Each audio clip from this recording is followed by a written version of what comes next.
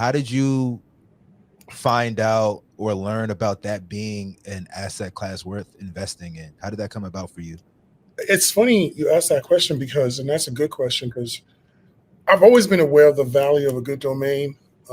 As someone who has a digital marketing background, I think that's like obvious to most people. Whenever you want to start a business or you have an idea, I think most people know that you need a website, right?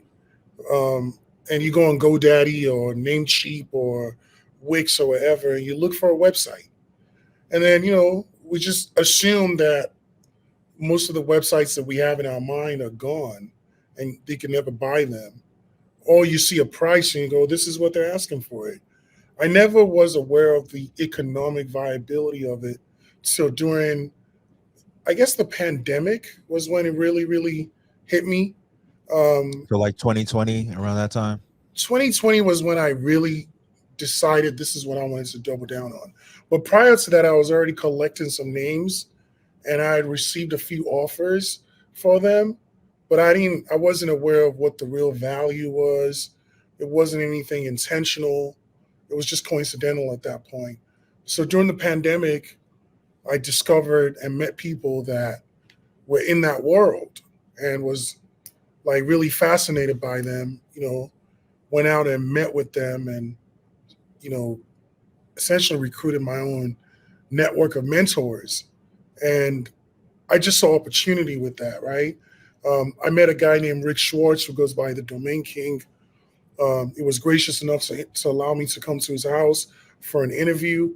And he sold porno.com for $9 million and purchased it for $42,000. Crazy.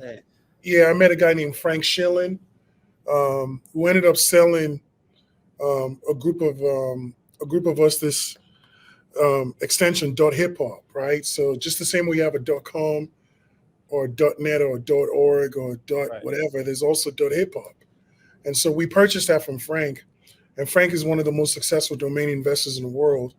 But these guys started in the 90s, man. Like they had foresight, they had vision, and they were picking up dictionary words. And now, some of these words are selling for ridiculous amounts of money. Homes.com sold for what, $153 million. Cars.com sold for hundreds of millions. Voice.com sold for 30 million. But that's at the highest level of the game. But everyday words and combination of words are sold day in, day out. And then there's also a mad influx of names that expire for whatever reason. People go out of business.